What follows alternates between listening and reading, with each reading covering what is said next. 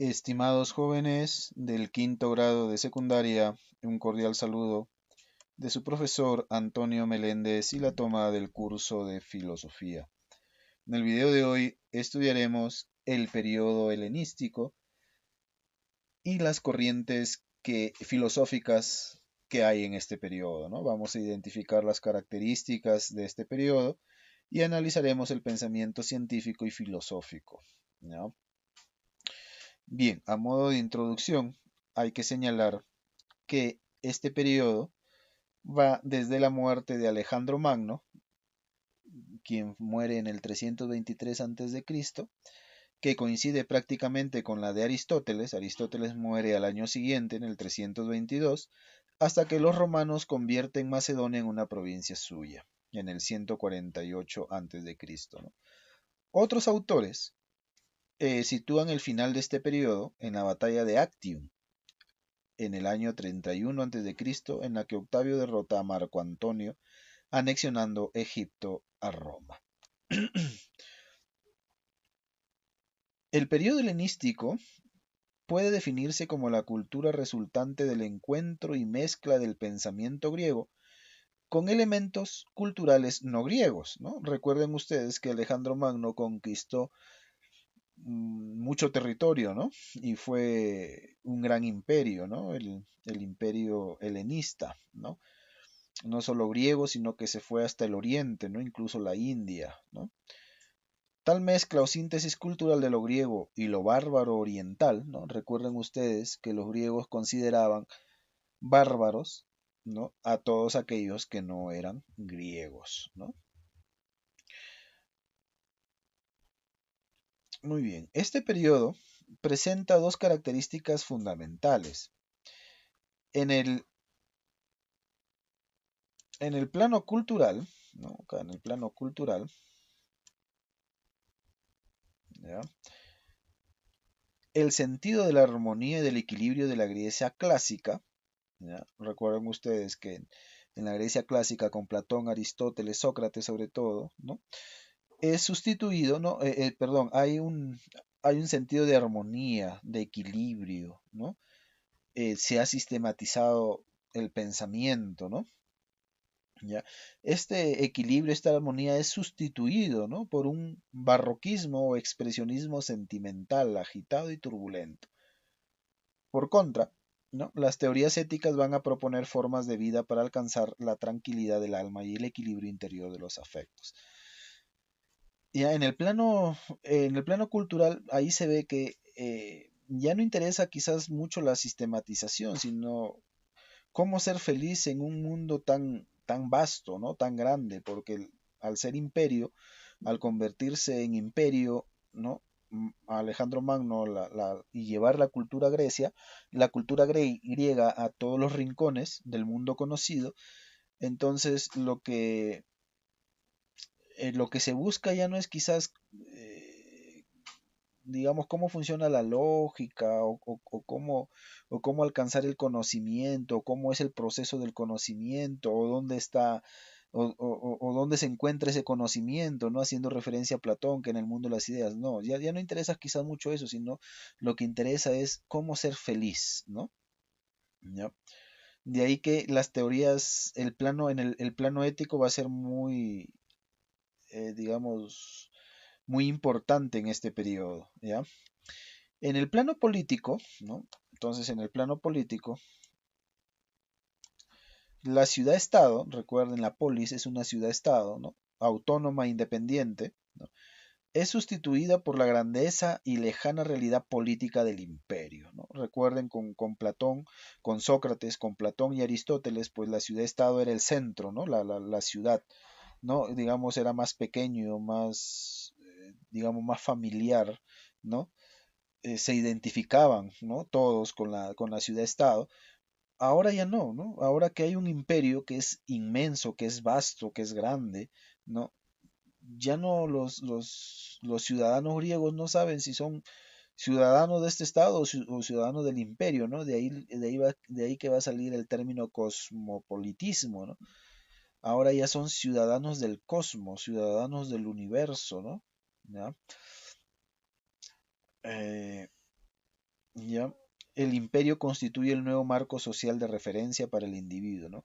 Si antes con Sócrates, Platón, Aristóteles se identificaban todavía con una ciudad, la ciudad de Atenas, por ejemplo, ¿no? Y eran atenienses, ¿no? Entonces, ahora ya con el imperio, ¿no? Ya no es así, ¿no? Se ha cambiado todo, es algo como lo que está sucediendo ahora, ¿no? Con la globalización, ¿no? Ya no somos ciudadanos solamente del Perú, sino somos ciudadanos del mundo, ¿no? Algo parecido, pero ahora del imperio, ¿no? Con eso se con eso vemos que Atenas ya no es el centro político y cultural del mundo helénico, sino ciudades como Antioquía, Pérgamo, Rodas y muy especialmente Alejandría, ¿no? Alejandría en honor a quién? A Alejandro, ¿no? Eh, ¿No? Esta última ciudad fue fundada por el propio Alejandro y llegó a albergar una de las mayores bibliotecas de la antigüedad, ¿ya? La Biblioteca de Alejandría, conservando toda la tradición filosófica y científica anterior. Además, acogió el centro de investigación científica más importante del periodo helenístico, el llamado Museum, ¿ya? Cuyos años más fecundos fueron sus 2 primeros siglos de existencia. ¿Sí? Entonces hay toda una revolución, digamos así.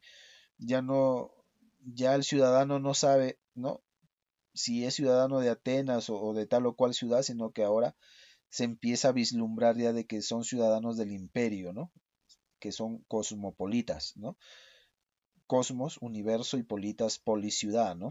¿Ya? Entonces son ciudadanos o son políticos, ¿no? Son ciudadanos del universo, ¿no? Del mundo, del imperio, ¿ya? Ya no solamente de una ciudad. Y lo que se busca es la felicidad, ¿no? Lo que se busca es la felicidad en este mundo tan, digamos, tan vasto, tan contradictorio también, porque cada cultura tiene su propia forma de pensar, sus valores, ¿no? Etcétera. ¿Ya? Muy bien. Con respecto a la ciencia helenística, se va a desarrollar en 2 direcciones, ¿no? Sobre todo en Alejandría. Tenemos la matemática, ¿ya? Y la ciencia experimental. En cuanto a la matemática, su más destacado cultivador fue Euclides, ¿no?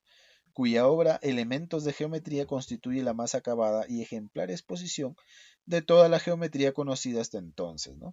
El famoso Euclides, que hasta ahora lo estudian, ¿no?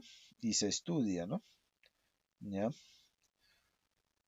El método expositivo utilizado por Euclides en esta obra es el axiomático deductivo. Es decir, ¿cómo es el axiomático deductivo, profe? Se parte de un reducido número de afirmaciones evidentes, es decir, de axiomas, ¿no? Y definiciones básicas, ¿no? Los llamados axiomas, y de estos se van deduciendo las diferentes propiedades de las figuras geométricas, es decir, se deducen teoremas. Descartes lo considerará, bueno, Descartes más adelante va a considerar esto como el método propio de la verdadera filosofía capaz de llevarnos al descubrimiento de verdades. Entonces, en la matemática, Euclides es el máximo representante, ¿no? Y emplea el método axiomático deductivo, ¿no? O sea, de afirmaciones, de algo general, ¿no? De algo, de definiciones básicas, de afirmaciones evidentes, se va, se va digamos, deduciendo teoremas, ¿no? Es decir, propiedades de las diferentes figuras, ¿no? Y por otro lado tenemos la ciencia experimental, cuyo cultivador más eminentes fueron Arquímedes y Aristarco, ¿no? Arquímedes también, que se estudia en física, ¿no? Fue físico, ingeniero y descubridor del famoso teorema o principio que lleva su nombre y describe el comportamiento de los fluidos, afirmando que cualquier sólido sumergido en un líquido es sostenido por una fuerza igual al volumen del líquido que desaloja, ¿no? Eso lo estudian ustedes en física, ¿no? El principio de Arquímedes, ¿no? Y Aristarco científico que propuso por primera vez un sistema astronómico heliocéntrico, ¿no? O sea que no vayan a creer, si es que han estudiado la historia universal, que Copérnico fue el primero, ¿no? Ya el griego Aristarco ya había propuesto en su momento, en el siglo III antes de Cristo, que digamos el sistema planetario es un sistema heliocéntrico. ¿Qué quiere decir heliocéntrico? Es decir, que en el centro está el Sol y todos los planetas giran alrededor del Sol, ¿no? ¿Qué se creía en ese tiempo? Pues, ¿no? Que la Tierra era el centro, ¿no? Sin embargo, Aristarco dice, no, el Sol es el centro del universo, ¿ya? Y Ptolomeo, ¿no? Astrónomo célebre debido a su libro Sistema de Astronomía, ¿ya? En el cual se halla la imagen del universo que imperará en Occidente hasta Galileo, ¿ya? Ptolomeo es el, digamos, es el que influye mucho hasta el siglo XVII, ¿no? Ya con Galileo recién, ¿no? Pero antes de Galileo está Copérnico, ¿no? La revolución copernicana, ¿no? En donde Ptolomeo que sostiene que el universo es un universo geocéntrico. ¿Qué quiere decir geocéntrico? Que al centro está la Tierra, ¿no? Y los planetas giran alrededor de la Tierra con movimientos epicíclicos, ¿no? Y eso se mantiene hasta Galileo, ¿no? Pero como les digo, antes de Galileo está Copérnico, ¿no? Copérnico, Kepler, ¿no? Entonces, eh, ya Galileo, digamos, es el que, eh, digamos, el que ya consolida todo este cambio del sistema eh, solar, digámoslo así, ¿no? Entonces, para que vean que lo que se estudia, por eso es importante estudiar a los griegos, ¿no? ¿Ya? Sobre todo a los griegos clásicos, ¿no? No a los griegos de ahora, sino a los griegos clásicos, ¿no? No solo Platón, Aristóteles y Sócrates en el plano filosófico, ¿no? Sino también están en la literatura Esquilo, por ejemplo, ¿no? Eurípides, ¿no? Y en la ciencia tenemos a Euclides, a Arquímedes, a Aristarco, a Ptolomeo. O sea, Arquímedes todavía, miren, han pasado 20 siglos y se sigue estudiando Arquímedes, ¿no? Yo recuerdo que en la secundaria estudié Arquímedes, ¿no? La física, ¿no? Euclides, todavía en geometría se estudia Euclides, los teoremas de Euclides, ¿no? ¿No? Y así otros griegos, ¿no? Que quizás no los hemos nombrado, pero que han influido, influyen y todavía se estudian actualmente, ¿no? Entonces, vemos aquí el periodo helenístico, ahora sí pasamos a lo que es la filosofía helenística. La filosofía helenística va a tomar una dirección más práctica, ¿no? Lo que les decía, ya no va a ser tan teórica como con Platón y Aristóteles, sino más práctica, ¿no? El filósofo ya no es el que principalmente ama el saber, ¿no? Habíamos dicho nosotros que el filósofo era el amante del saber, ¿no? El que busca, el que está en la búsqueda del saber y se dedica a la vida teórica, ¿no? Sino sobre todo el que sabe vivir, ¿no? El que busca la vida buena, ¿no? En otras palabras, la felicidad, ¿no? Es decir, aquel cuyo saber está dirigido a la vida buena, ¿no? Es decir, igual a ser feliz, ¿no? Además, se afirma que la felicidad puede alcanzarse individualmente, ¿no? Y ser una especie de autosuficiencia personal. Miren desde dónde viene este ya concepto, ¿no? Viene desde la filosofía helenística, ¿no? Esto de que no, yo quiero ser feliz, yo, ¿no? Entonces ya se va forjando desde la filosofía helenística digamos, esta concepción de la búsqueda personal de la felicidad, de la autosuficiencia. Con Platón y Aristóteles, esa felicidad no es tanto personal, ¿no? Sino comunitaria, ¿no? ¿Ya? Eh, ¿Qué decía Aristóteles, no? Aristóteles somos seres políticos, ¿no? Y nos parecemos a las abejas, ¿no? ¿No? Que se trabaja en comunidad, ¿no? Platón, ¿no? La felicidad quizás en, se alcanza en otro mundo, pero trabajando todavía en este mundo, ¿no? A través de la ciudad-estado, ¿no? En la que cada uno tiene digamos, su estamento, ¿no? El filósofo, el guerrero, el pueblo, etcétera, ¿no? y cada uno tiene su virtud, ¿se acuerdan, no? Entonces, con la filosofía helenística hay todo este cambio, ¿no? Ya no es quizás tanto la felicidad de la polis o el bienestar de la polis, ¿no? O del individuo dentro de la polis, sino que ahora yo puedo ser feliz, ¿no? Yo puedo alcanzar la felicidad personalmente y no necesariamente dentro de una ciudad, ¿no? La filosofía pues adopta un tono moralizante y la moral se tiñe de individualismo, ¿no? Las escuelas filosóficas más importantes de esta época son los estoicos, epicúreos y escépticos, ¿ya? También están los cínicos, la escuela de los cínicos, ¿no? Que no lo he puesto, pero dentro de los cínicos el que destaca ahí es Diógenes, ¿no? Diógenes el cínico, ¿no? Que es todo un personaje, ¿no? De la filosofía helenística, ¿no? Que busca vivir de acuerdo a la naturaleza, ¿no? Sin muchas convencionalidades, ¿no? Y es todo un crítico de la cultura, digámoslo así, Diógenes el cínico. Pero no vamos a, solamente les menciono los cínicos, solamente nos vamos a centrar en los tres, en los estoicos, en los epicúreos y en los escépticos, ¿no? El estoicismo, ¿no? Estoa, ¿no? La estoa, ¿no? Ya, los de la puerta, ¿no? Filosofía de la escuela fundada por Zenón de Sitio. Los estoicos cultivaron la lógica, la física y sobre todo la ética. Los estoicos se les llamaron estoicos ¿por qué? Porque vienen de la estoa, ¿no? Los filósofos de la estoa, y la estoa significa la puerta, ¿no? O sea, la puerta de la ciudad, los que se paraban a la puerta de la ciudad y filosofaban, ¿no? De ahí viene estoa y su derivado, pues estoicos, ¿no? ¿Ya? En el campo de la lógica desarrollan la lógica inductiva, ¿no? Y en el dominio de la física siguieron en gran medida las ideas de Heráclito.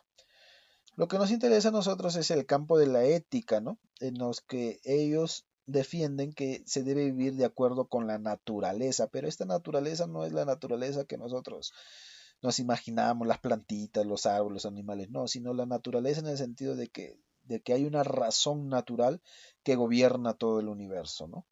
¿Ya?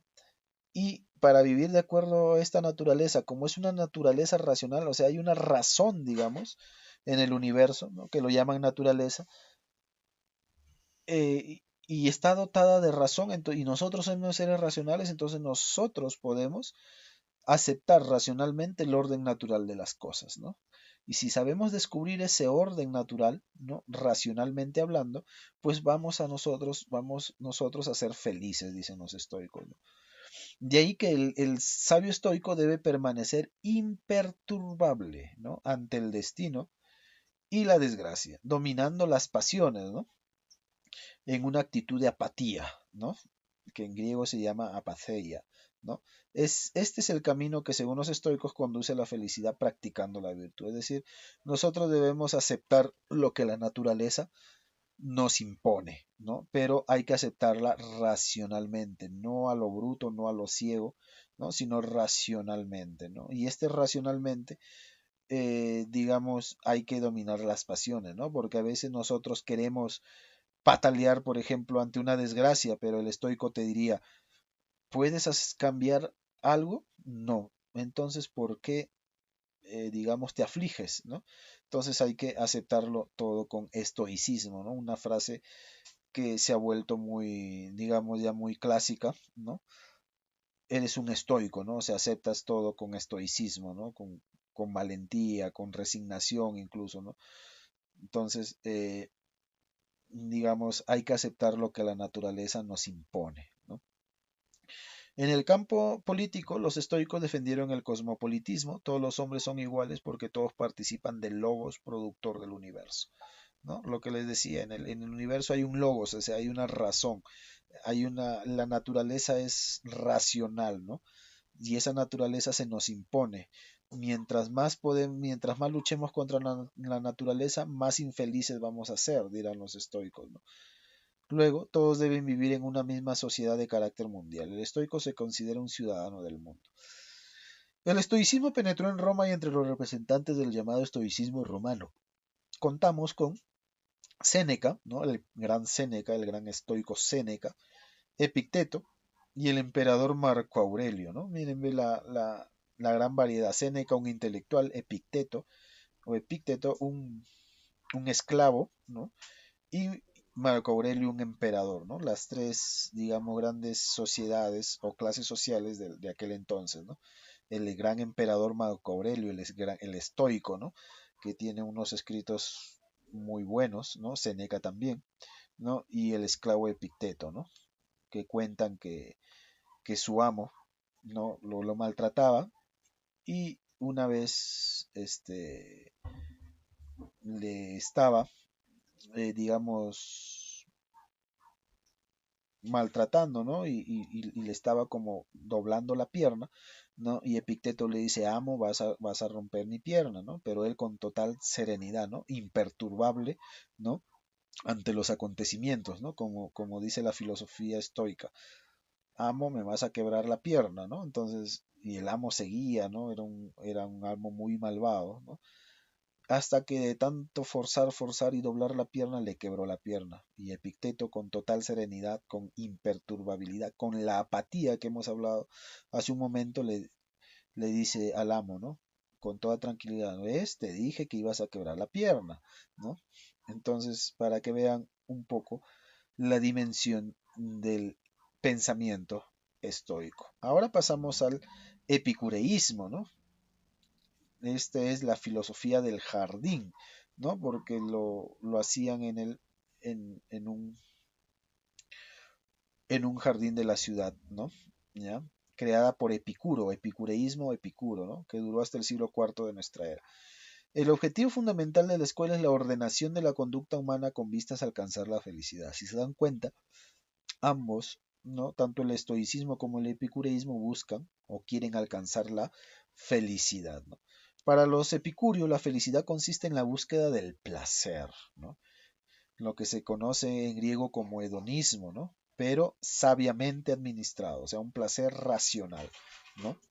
Para gozar del placer se requiere un estado de tranquilidad de ánimo, mientras que en los estoicos se le llama apatía, ¿no? Dominando las pasiones, dominando el placer, ¿no? En el epicurismo también hay una tranquilidad de ánimo, ¿no? Pero que se le llama ataraxia, ¿no? Que se consigue cuando se han eliminado los falsos temores que atormentan a la mayoría de los humanos, el temor a los dioses, el miedo a la muerte y el dolor físico. Epicuro se esforzó en demostrar que estos temores carecían de fundamento. Disipados los falsos temores, el hombre alcanza la ataraxia y se encuentra en condiciones de gozar el placer, ¿no? Dentro del placer, el epicureísmo distingue entre el placer de los sentidos y el placer espiritual o racional. Únicamente, este último puede darnos una auténtica y duradera felicidad. Entonces, lo que buscan es el placer espiritual o racional, ¿no? Con el tiempo, bueno, un poco se ha tergiversado, ¿no? Y el hedonismo, pues, es sinónimo de placer, sobre todo placer sensorial, placer de los sentidos, ¿no? Darse el gusto con los sentidos, ¿no? Buscan, ¿no? Eh, eliminar estos temores que tiene el hombre, ¿no? El miedo a la muerte, el miedo a los dioses y el dolor físico, ¿no? Una vez que se elimina eso, dice Epicuro, pues alcanzamos la felicidad y podemos gozar del placer. Y por último tenemos el escepticismo, que es pues, la escuela fundada por Pirrón de Elis y por ello también llamada pirronismo, ¿no? Escepticismo también se le conoce como el pirronismo, ¿no? Según Pirrón, todos nuestros sentidos están sujetos a errores constantes, ¿no? Y para evitar caer en ellos, lo mejor es dudar siempre, ¿no? El escepticismo señala de que no podemos alcanzar la verdad y por lo tanto hay que dudar siempre, ¿no? Y no adherirse a ninguna opinión por muy verosímil que parezca. De este modo, nuestro espíritu alcanzará la imperturbabilidad o tranquilidad, la ataraxia, necesaria para ser feliz. Debemos practicar la afasia, ¿no? No decir nada, pues todo lo que digamos perturba el ánimo. Y también debemos practicar la epogé, que consiste en suspender el juicio sobre las cosas. Puesto que nada sabemos con certeza sobre el mundo, todo debe dejarnos en absoluta indiferencia. Esta sería la intención moral del pirronismo, ¿no? Entonces, al no alcanzar la verdad y dudar de todo, pues debemos practicar la suspensión del juicio, mantener, es decir, suspender, es decir, no afirmar nada, sino mantenerlo en suspenso, digámoslo así, ¿no? Y es preferible no decir nada, ¿no? Ni afirmar ni negar, ¿no? Sino simplemente como llegar a incluso a la indiferencia, y esta indiferencia no va a llegar a la tranquilidad, ¿no? Ya. Entonces con el escepticismo no hay verdad absoluta, ¿no? No hay verdad, no se puede alcanzar la verdad, ¿no? Ya. Y hay varias clases de escepticismo, ¿no? Que eso ya lo investigarán en las actividades que les he dejado al final de la ficha, que realizan estas actividades y me las envían al correo. Sin más, pues hemos visto el periodo helenístico, en donde sobresalen los estoicos, los epicúreos y los escépticos, ¿no? ¿Ya?